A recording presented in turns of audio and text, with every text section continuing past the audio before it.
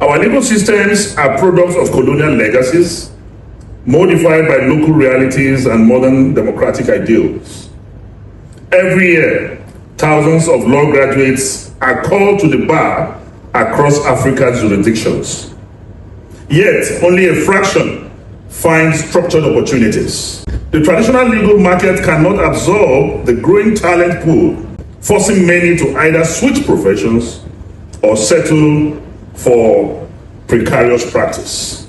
Nevertheless, this is also a generation with remarkable potential, digitally fluent, globally aware, and socially conscious. If properly guided and empowered, young lawyers can become catalysts of Africa's legal and institutional transformation.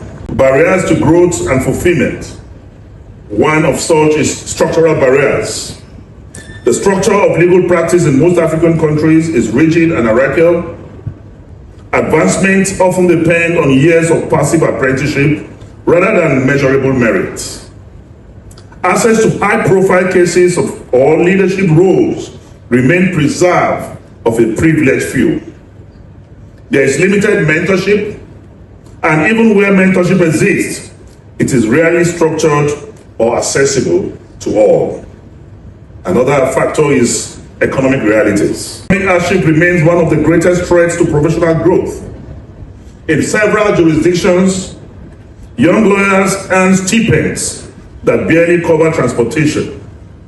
Starting independent practice is nearly impossible without capital, while established firms often exploit an oversupply of junior lawyers. This economic strain undermines the morale, fosters unethical shortcuts, and discourages talent retention in our legal profession.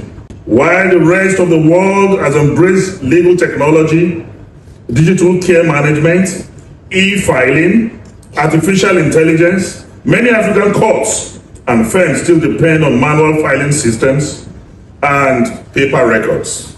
These create inefficiency and isolate young lawyers from global trends. Cross-border practice remains underdeveloped, and few platforms exist to facilitate regional collaboration. Corruption and weak institutional frameworks further complicates the legal environment.